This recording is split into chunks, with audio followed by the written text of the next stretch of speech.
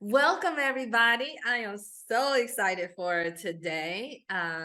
We are having a fun-filled day of learning and giving, and woo, I can't even tell you, I had my own personal concert this morning. So super grateful for you all being here with us.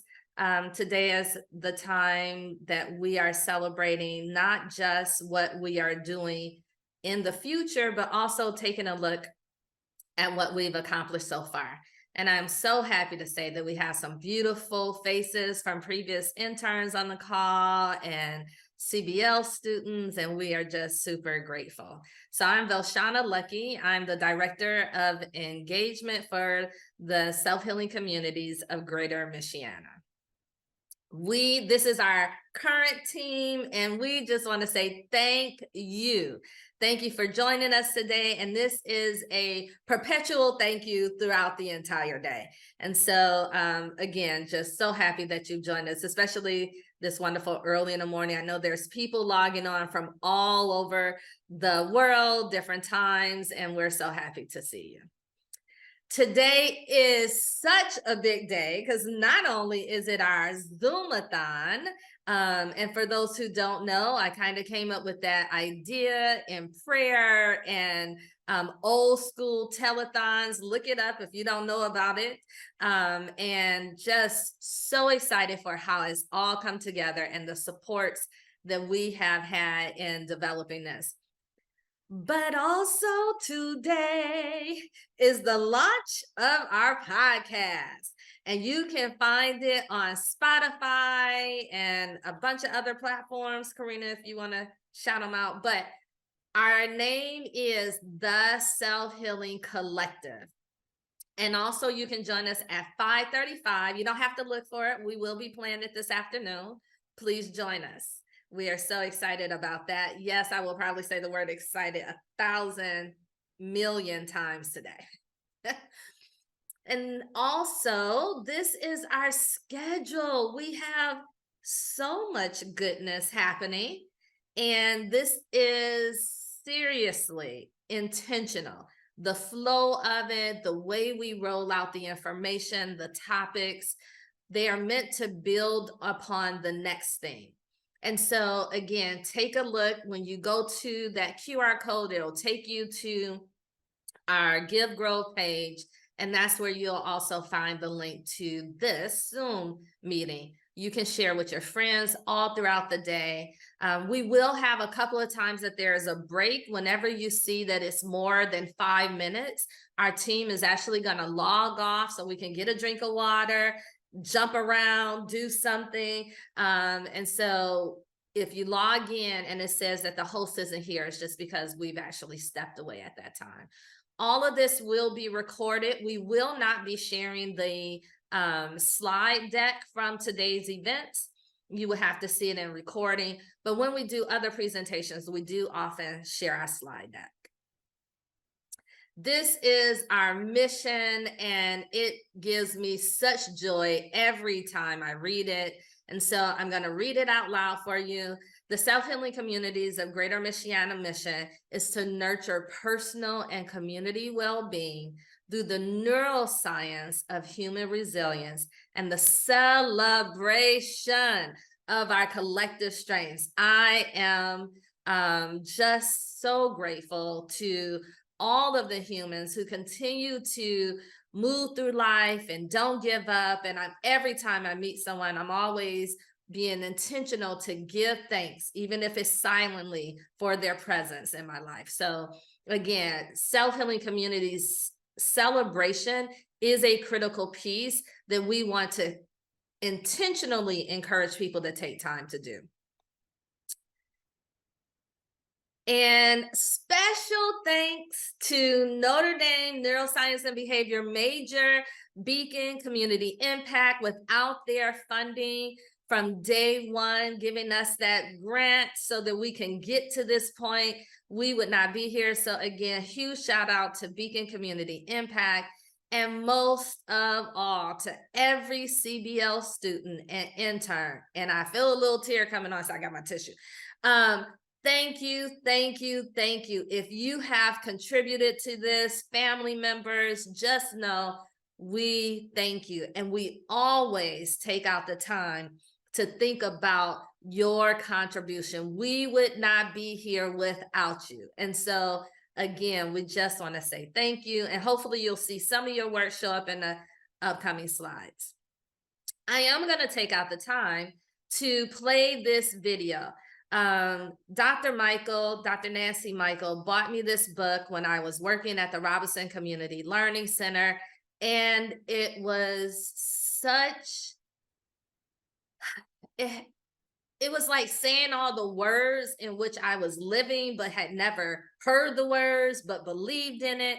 And so I just want to make sure we all understand that this beautiful experience, not just the Zoom-a-thon, but self-healing communities model, was one day just an idea. And so please take out the time to get a pen and paper. I want you throughout this day, I'm hoping that ideas, just random answers to questions and problems that you're facing will just show up for you.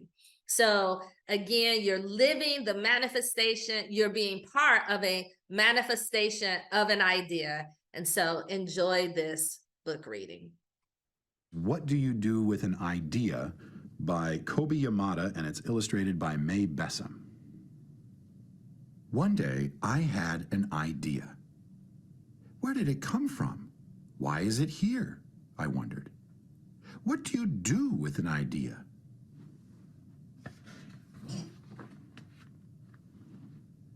At first, I didn't think much of it. It seemed kind of strange and fragile. I didn't know what to do with it, so I just walked away from it. I acted like it didn't belong to me. But it followed me. I worried what others would think. What would people say about my idea? I kept it to myself. I hid it away and didn't talk about it. I tried to act like everything was the same as it was before my idea showed up. But there was something magical about my idea.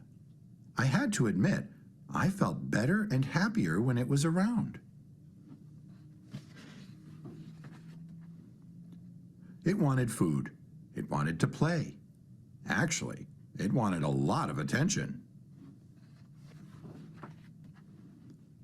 It grew bigger, and we became friends. I showed it to other people, even though I was afraid of what they would say. I was afraid that if people saw it, they would laugh at it. I was afraid they would think it was silly. And many of them did. They said it was no good. They said it was too weird. They said it was a waste of time and that it would never become anything.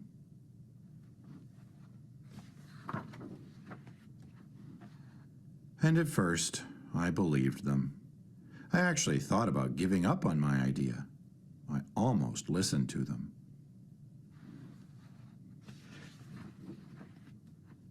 But then I realized, what do they know? This is my idea, I thought. No one knows it like I do, and it's okay if it's different and weird and maybe a little crazy. I decided to protect it, to care for it. I fed it good food. I worked with it. I played with it. But most of all, I gave it my attention. My idea grew and grew, and so did my love for it. I built it a new house, one with an open roof where it could look up at the stars, a place where it could be safe to dream. I liked being with my idea. It made me feel more alive, like I could do anything. It encouraged me to think big, and then to think bigger. It shared its secrets with me. It showed me how to walk on my hands. Because, it said, it is good to have the ability to see things differently.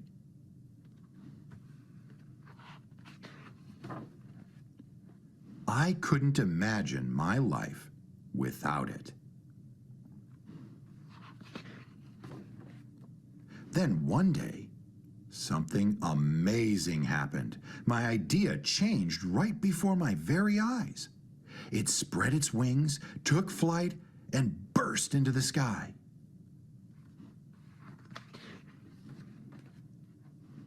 I don't know how to describe it, but it went from being here to being everywhere.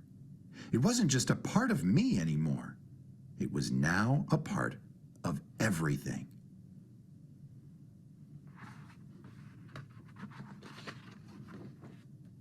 And then I realized, what do you do with an idea?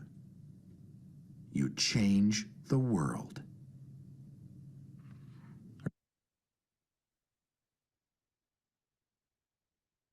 And so we launch into our ideas, where it all began. We received our first Beacon Community Impact Grant in 2021, and we started this idea. And we did presentations for the library system. And I am so grateful. I've always been an idea girl. And I just want to say thank you to the executive committee, to the team who lets me have these big ideas and actually help us pull it off. Oftentimes our interns are looking at me like, you want us to what? And we're going to talk about what? And we're going to bring neuroscience into how? And so these last slides are just a flashback to the journey that we've had.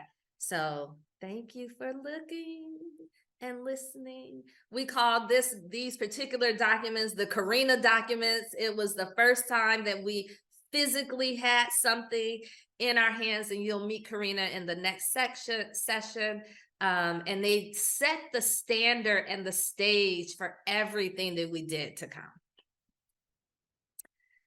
We have had many iterations of this infographic, and so this was the probably second version of it, and we still have some updates to do.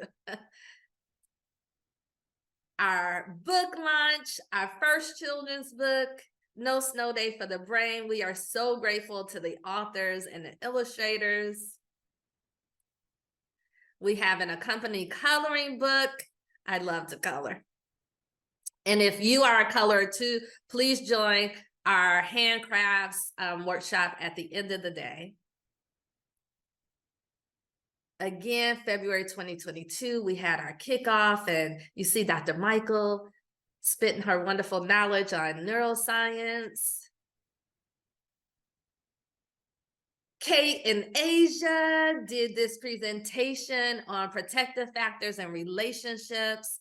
It was such a beautiful hit for our library staff members who were part of a wonderful training session for 10 months. And this book, which was a fantastic design, this is a shout out to the students' contribution. You will see that it says, inspired by Alex, Kate, and Rebecca, which from their original work turned into No Snow Day for the Brain. And then Asia, Matthew, Caroline came along. It was like, we're going to take the original work and blow it up. And it was so, in a good way. And it was so fantastic and turned into this book. And please join Dr. Michael, and she will be sharing some wonderful knowledge out of this book and No Snow Day for the Brain. And that is our time together. Well, your time with me speaking. Now, hello, Kate. So nice to see you. You got to see that part. Sorry, we are recording. I'm gonna try to preserve myself. All right, so we are now handing it off to our next speakers, and I'll have them introduce themselves. Amazing. Hi, I'm Karina. I work as the Self-Healing Communities Coordinator. I've been working with Self-Healing Communities since my sophomore year, and I just graduated from Notre Dame in Neuroscience and Theology in May. So I'm running on 3 years now with Self-Healing Communities.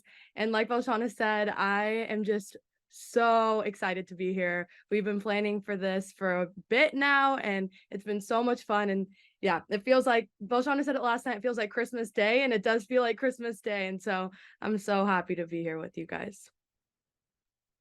Good morning. My name is Kimberly Greene Reeves. I am the Executive Director of Beacon Community Impact with Beacon Health System, and I too am excited to be here.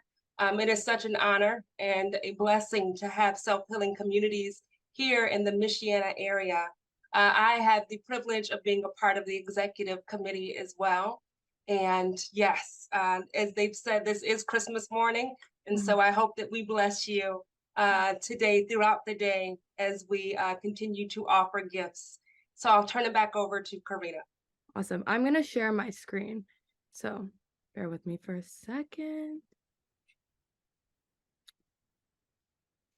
Awesome. So I'm going to introduce everyone to the research behind self-healing communities.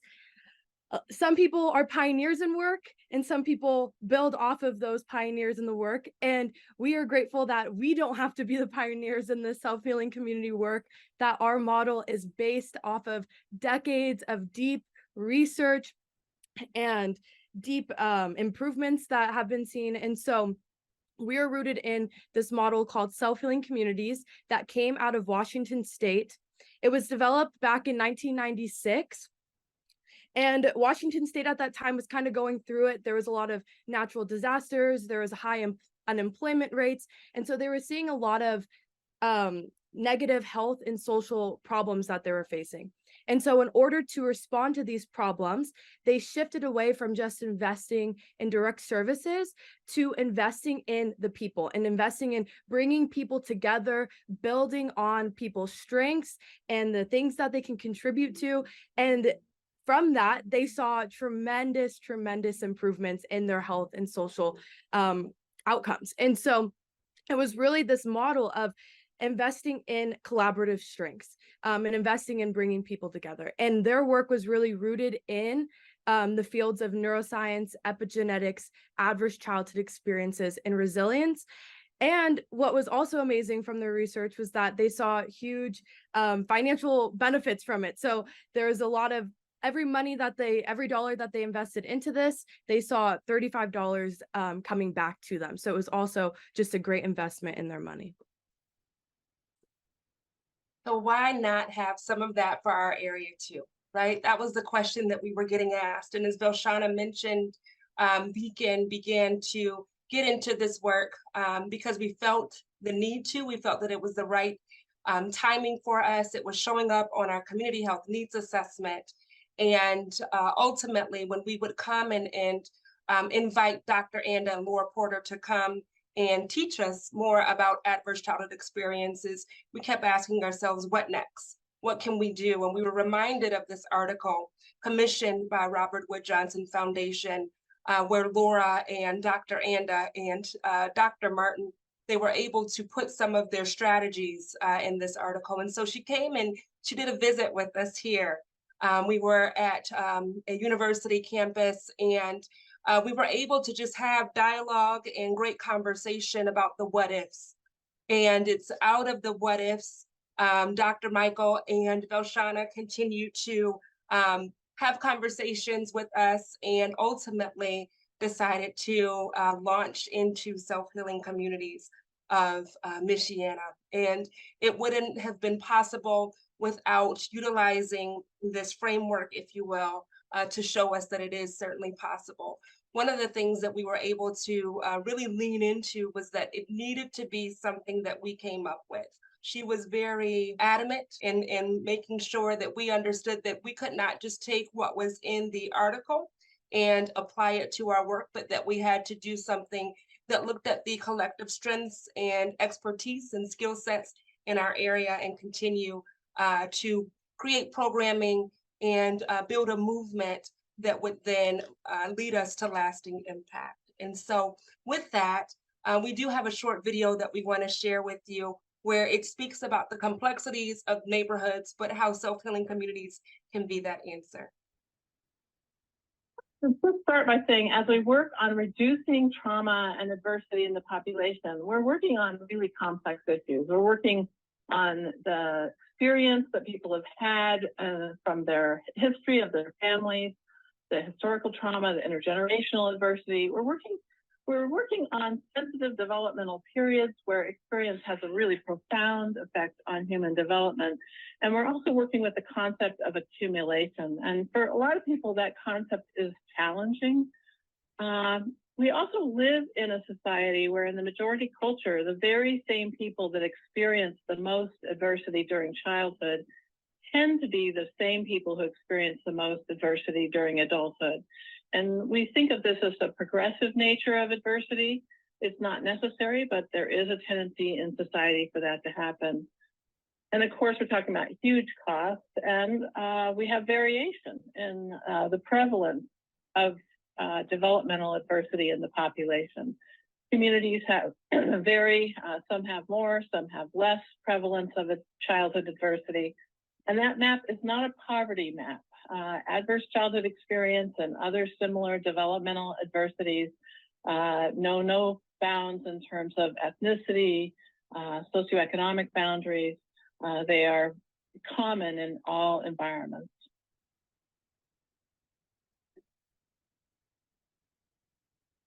And we're working with complex systems, and we need low-cost solutions because we really just don't have enough resource to continue the strategy we've used of chasing after one problem at a time in a sequence and arguing about whose problems are more important than whose. And so when we developed the self-healing communities model, we reached to the field of systems thinking and complexity science to learn more about how natural or living systems actually become powerful forces for healing and well-being. And we turned to that science because we wanted these big, huge shifts in well-being in our communities. We're impatient about incremental change.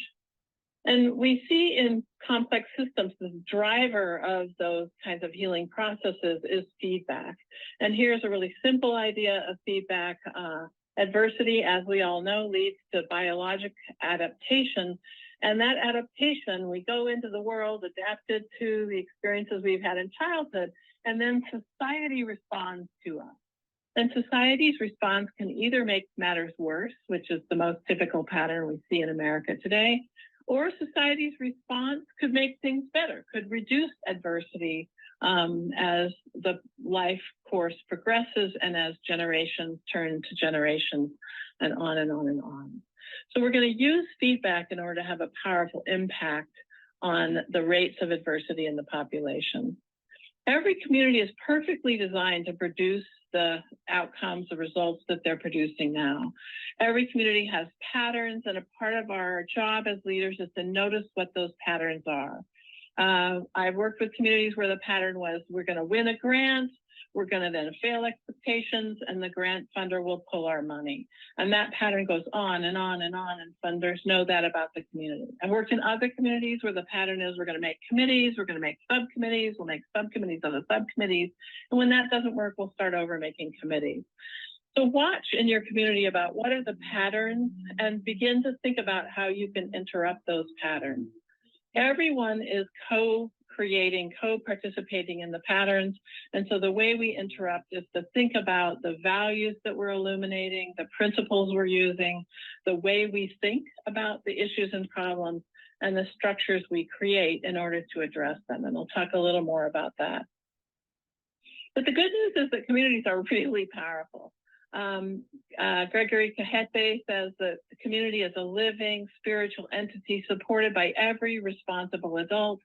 And so we turn to every responsible adult to help us work with all of the resources of community, especially the people resources, to make this big, powerful shift.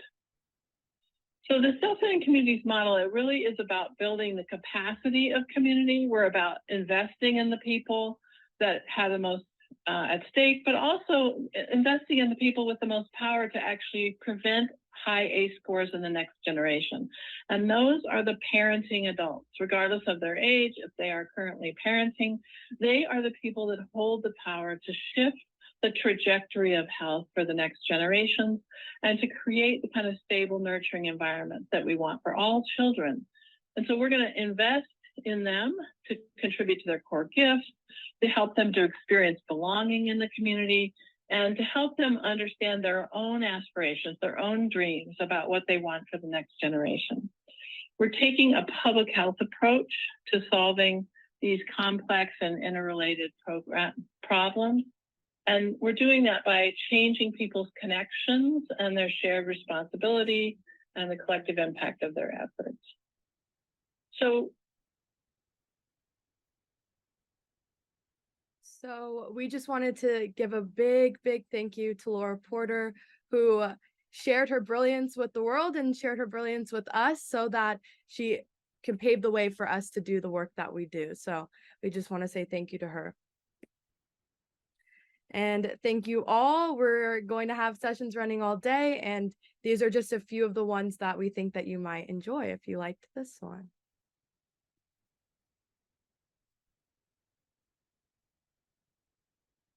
And I'm going to stop my screen sharing.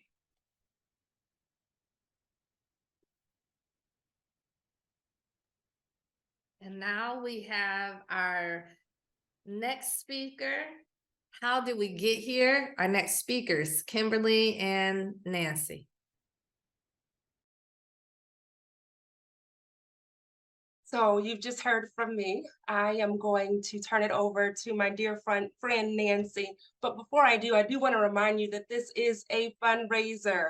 And if you have not gone to the Give Growth website, please do take a look. There's some phenomenal opportunities to support this movement. All right, Nancy, it's on you. All right. Hi, it's so wonderful to see everyone. My name is Nancy Michael. I serve as the Director of Undergraduate Studies for the Neuroscience and Behavior major at the University of Notre Dame. Yeah, and I've been engaged with this work, boy, I don't know, for a long time now, right? Unofficially before we even knew it was a thing, a long time ago through community-based learning work that the university supports, and along that road we got connected up with Kimberly over at Beacon Community Impact. Thank you, Nancy. Happy to reintroduce myself for those of you who are just joining us. My name is Kimberly Greene Reeves. I am the Executive Director of Community Impact with Beacon Health System, and so happy to be here.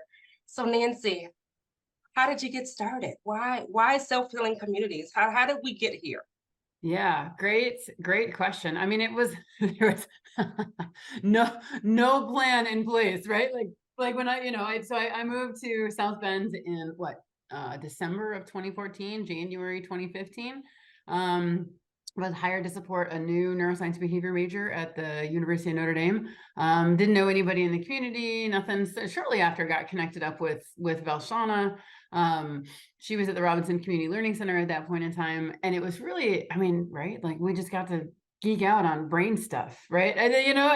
And so through the kind of the overarching mission work of the university too, right, that we're charged with, responsible for instilling in our students what the university talks about as a disciplined sense of the poverty and justice that burdens the lives of so many, so that we can cultivate a sensibility such that our students are able to use their education in service to justice, right? And to be able to like sit with that for a minute in terms of what that actually means. Sorry, whew, that's so silly, that came out of nowhere. But what that actually means, right? That it means that we each have the responsibility to like do more, right? That like sitting in a classroom to learn is just the first step. Because we can understand content, but if we're never given the opportunity to train and cultivate the skills and the disciplined sense of the poverty and justice that burdens the lives of so many, right? That requires, from a neuroscience perspective, right? From a brain function perspective, that requires kind of this intimacy and sustainable duration of engagement.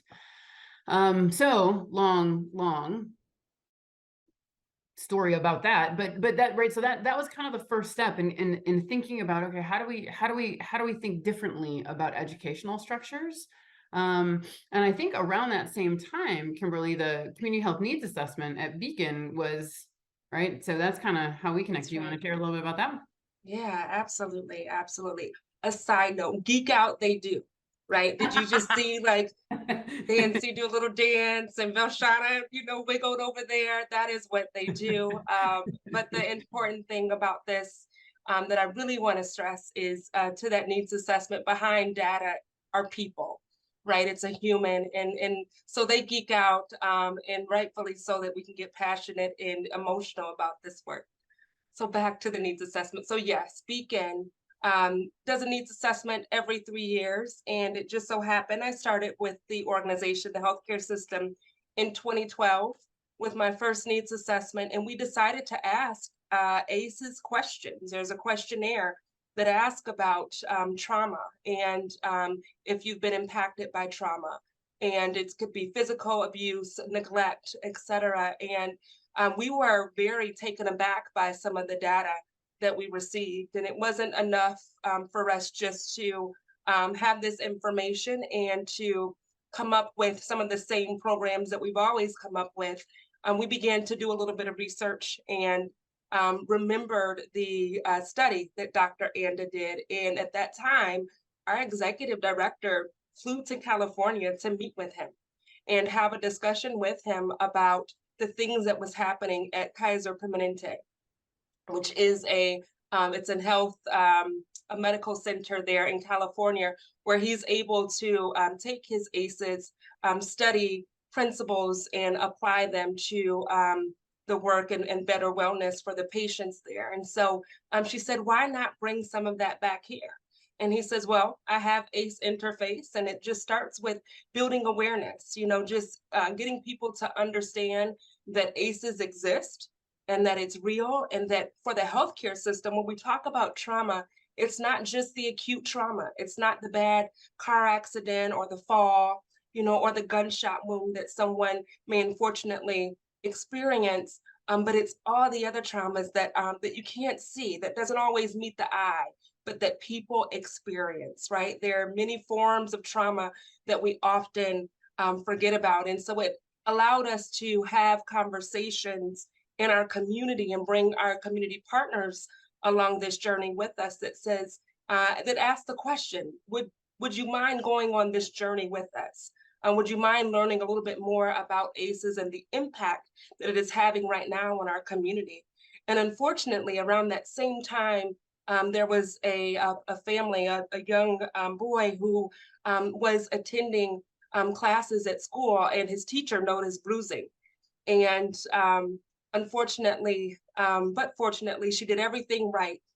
She notified the officials at the school, and they then got in contact with DCS. DCS went to the home and looked, and because they didn't see anything, right? They weren't thinking about the things that they couldn't see, the trauma that they couldn't see, but because they didn't see anything in that moment, they left this young boy. And unfortunately, this young boy ended up dying by the hands of his father due to abuse. And that woke up our community because the system let him down. Everyone who could have did everything right, so they thought, right? So it begged us to ask the question, what could we do differently? How do we begin to lead differently? And do we have the courage to do so? And so ACE interface, bringing that to the community, asking community organizations to become master trainers so that we could get this information in the hands and the homes of many was our goal. And so we did that twice, in 2015 and in 2018. And if you realize, as I mentioned, the needs assessment we did was in 2012. So this is a long game.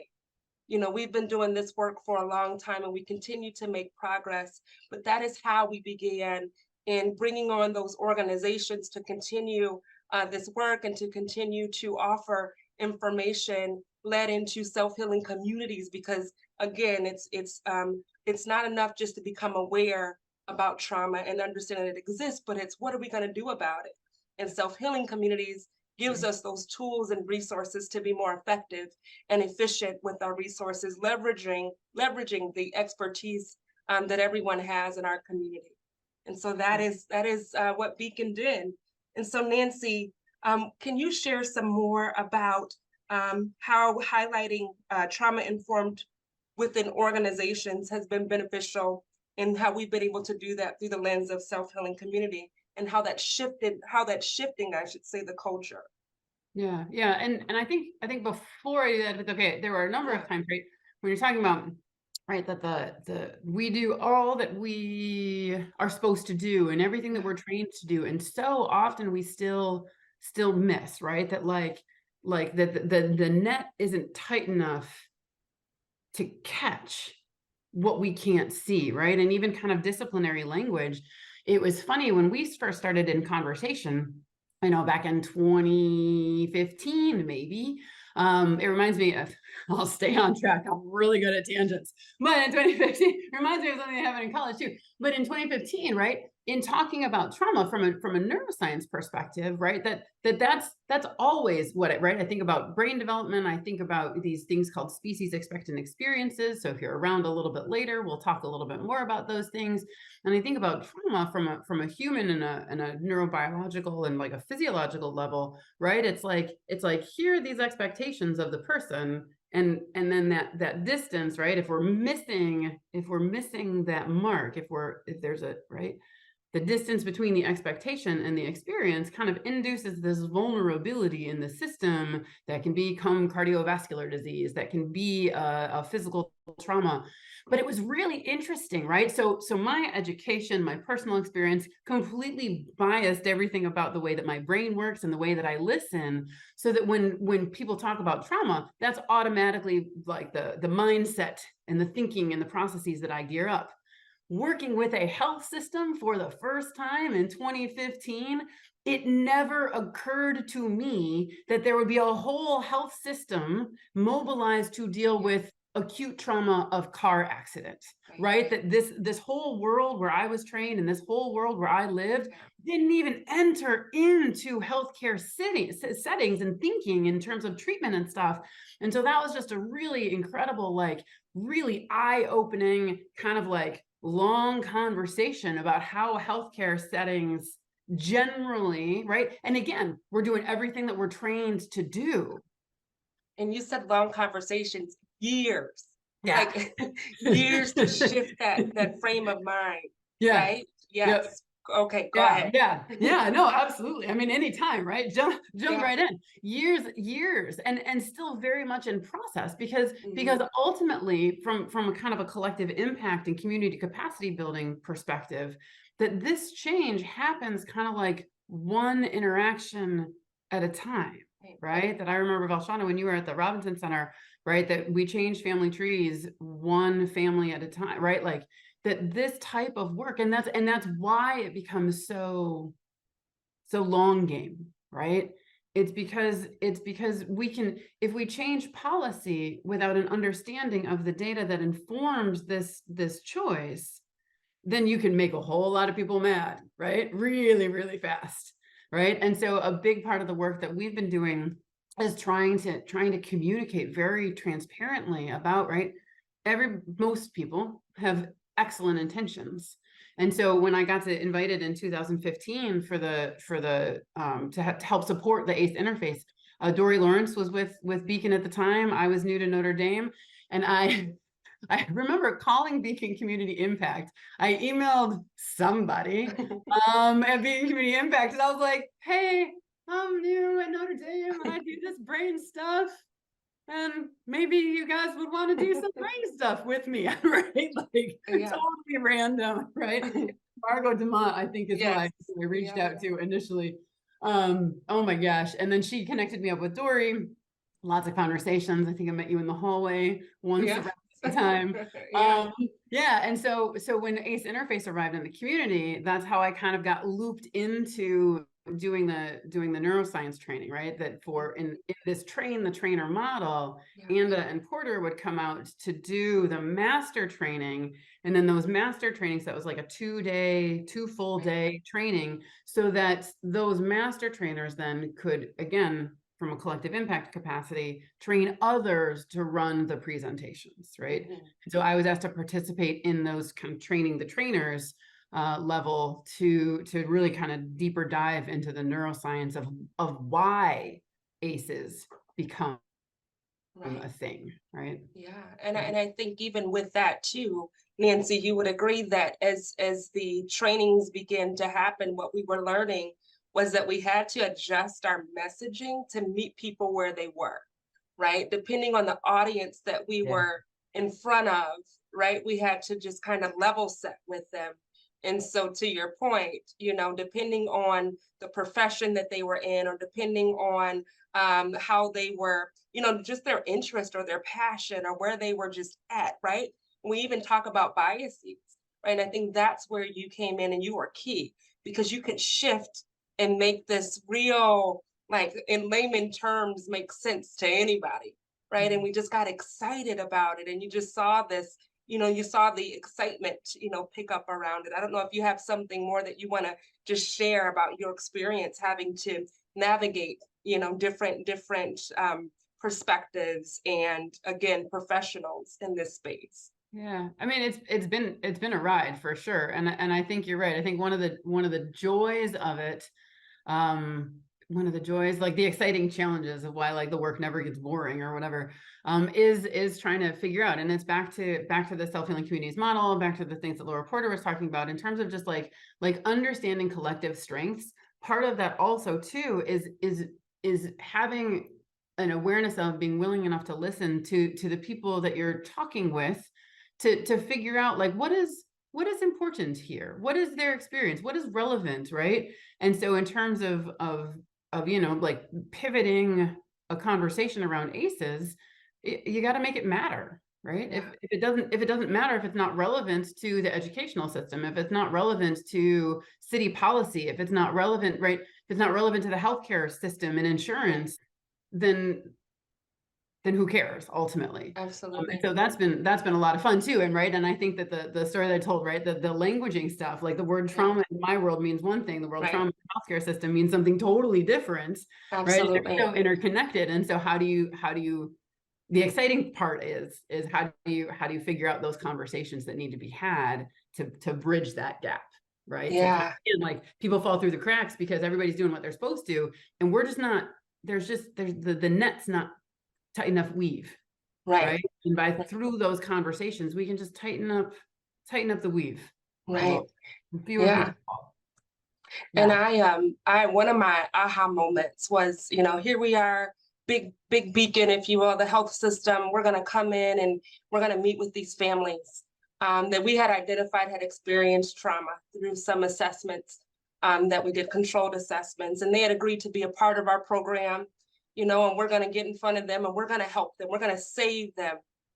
And boy, did we learn, they saved us, right? I mean, it was so eye-opening because, it wasn't that we were going to do something to them. We had to be with them and understand their life experiences, and understand what they had gone through, and that it was generational, right? And so as we began in the forefront, if you will, of engaging with the entire, family, the schools, and such, we began to see this shift where they began to take ownership, and they were the ones having the conversations and doing the teachings and supporting each other.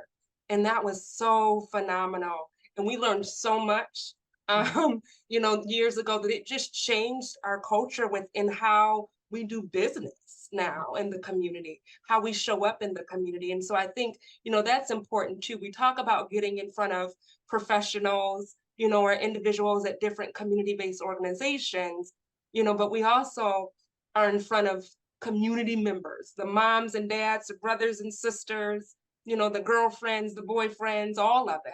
And I think that's important too. Yeah, absolutely. And again, I think it highlights too, like the importance of data, but the data are linked to people and lives, right?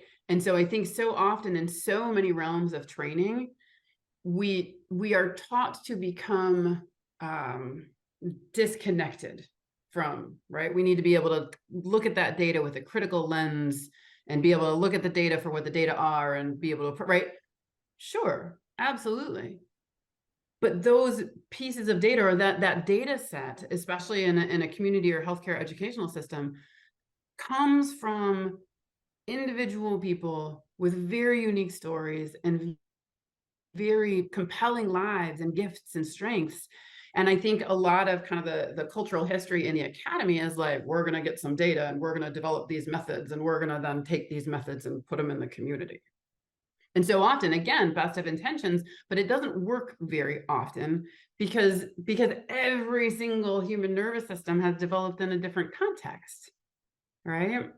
And so too, right, even from a trauma-informed care perspective, right? Because that's like, so here's this individual relationship building aspect, and then there are organizational strategies so that we don't keep kind of pushing this harm into the future, even just with the way that you mentioned, like it just totally changed the way that you do business, right?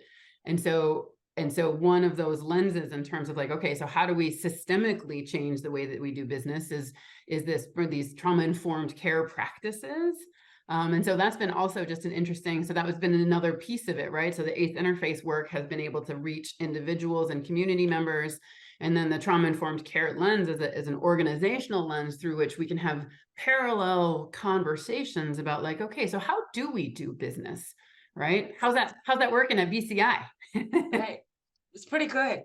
Pretty good. We have, it's now a part of our day-to-day, right? Where we acknowledge, not only how we show up for community, but how we show up for each other, at work. And that's important. So we're intentional now to have monthly segments to be able to just be, right? And to have these conversations about the impacts of trauma. And I think more importantly, it's okay to not be okay, right? And then what are some of the best practices that are out there? And we've had both you and Velshonna come and share all the goodness, and just help us, because I think that's the important key, is that even though, we can say that Beacon is doing this, I've always said, how can we go out there and ask everyone else to be trauma informed, right? Or embrace self-healing communities if we ourselves are not. So we're intentional about that. But we say that again. Oh, I was just gonna say, I think you hit on such an important piece of it too, Yeah, right? Like I think that's how so many people become disengaged over time, is because here, if you are in a position of any kind, right? Like every single one of us has a position of influence in some realm of our lives. And if we say words and then we don't show up that way, that's a really, like from just a human nature, and the way that we do this computation of like trustworthiness, not trustworthy, right? Like sincere, not sincere. These people have my best interest in mind. Oh, no, they don't. Right. But the further, again, kind of this distance between the expectation and the experience, but the further the distance between the words and the behavior, right? Man, if there's distance there, you're giving everybody a chance to be like, that's right. Yeah. Yeah. Yeah, Absolutely. Absolutely. How much courage did that take organizationally? Say that again. How much courage did that take organizationally to like take an organizational stand and be like, guys? A whole lot of courage, because I'll tell you, we're met with some resistance, right? And it's not, and I think it's simply because they don't know, right? Or they're afraid of what, of what that will do to them. And we have to acknowledge that too. Some of us have experienced trauma, right? And we have to be able to create psychological safety, in a safe space to be able to unpack that if that's what they want. But if not, if they're not ready, to acknowledge that too, right? And so you keep moving forward with the willing and checking on those that need a little extra time to get there. But I kept saying, but we're not stopping. We got to keep going, right? And so we have had some ebbs and flows throughout, but we continue to do it. And I will say too that the one thing that I'm also realizing and thankfully, can acknowledge, is that even though we can continue to do it as an individual organization, we're always going to need others. Right? There's never going to come a moment where I'm just like, yep, we got this, and we're going to do this all on our own and we don't need anyone. No. Right? And it's not a straight pathway forward. We're going to go back and forward, sideways. We may not get it right all the time. I can tell you that we had a restorative, circle conversation that kind of went a way that I wasn't expecting it to be, but it was okay, right? And you kind of, and you get back, you know, in line and continue to move forward. So I think that's the other thing too, is that, to your point, it takes courage, you know, it takes patience, and it just takes time, right? You got to keep going, one step at a time. And that's what's been important for us. Yeah. Absolutely. How about the Time and university? do it. How are you all doing? How about the university, and how are you bringing along the university on this journey? Oh, no, I work with students. That's where my change agency happens, right? Yeah. That is absolutely my focus. So thinking about an undergraduate education kind of collectively, right? How do we reimagine educational structures? How do we reimagine learning processes to really engage like a holistic approach to education? I think particularly in the sciences, we get hyper focused on knowing stuff. Yeah. Which is important, right? Yeah. Like you got to have the basic language, understanding of process for whatever discipline you are in. But again, if we can't ever translate the knowing stuff into thinking about right skills and attitudes and practice and predispositions, then again, there's just this giant gap, right? Right. So I have one for you, Nancy. So here we go again. So this is how Nancy doesn't always realize like how much of a rock star she is. So she says that she's not bringing forward the university and she's focusing on the kids. Well, because Nancy focuses on the kids or the students, right, who then get a chance to go out into the community, as does she, right, with all of these organizations are tapped into the university. And so there's a huge movement right now happening around health equity, focusing on various aspects, and one of them being maternal and infant health. And because she has poured into us, when we're on the campus of the University of Notre Dame and we're talking to the Johnson & Johnsons and the Walmarts and the Krogers and the Accentures of the world, we can then say that ACEs exist and that being trauma informed is important. And all the things that she says to us, meaning Dr. Nancy Michael, and they have to listen, right? And when we come up with best practices, we're able to incorporate these principles and concepts in that work, and it shows up in that way. So she gives herself no credit.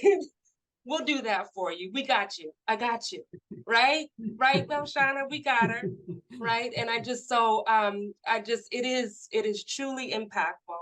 And that's where we say that we are changing, that this is a regional, approach, that Self-Healing Communities of Michiana, it has Michiana in there, but it truly is transcending throughout our world and on these huge platforms. And I'm so grateful for that work. And it gives me goosebumps. I geek out about that, right? Like I'm learning the neuroscience part of it, and I appreciate it because it's the foundation of what we do, that near peace science. But I will say, when we see the work and what it yields, right, that's what excites me, that we have those opportunities. And that's where I just feel so blessed and privileged to have you all in my life, to be able to bring that work forward in those opportunities. So thank you. So my dear friend Nancy, it is not just with these students. The university is well aware of Dr. Nancy Michael and her work. Oh, thanks. Yeah. Yes. I think that's too, right? I think it highlights the collective impact component of it, right? Because we all work within our spheres of influence, whether that be professionally, whether that be personally or socially or in a community setting. And so it requires every one of us to do our job and intentionally, I wish I could remember the exact phrasing it was in one of the Laura Porter slides, right? That the intentionality of creating the life that you envision for the next generation, right? That communities are really, really good. And if we're not intentional, we'll just follow along this passive flow of propagating what's come before and often making it worse along the way. Yeah. And so the intentionality with which, we have to just pivot, right? And to be in close enough relationships so that we can learn from one another, so that when somebody is at a place that can influence or push a lever that somebody else would never have an opportunity to get to, that's the good stuff right there. Absolutely. Yeah. Absolutely. All right. Well, I think we are coming to the end of our girlfriend segment. I hope that you all enjoyed your time with us. We ask that you please take a moment to go to the Give Grove site and look at the phenomenal opportunities and the ways that you can give and help us continue to move or to push this movement forward.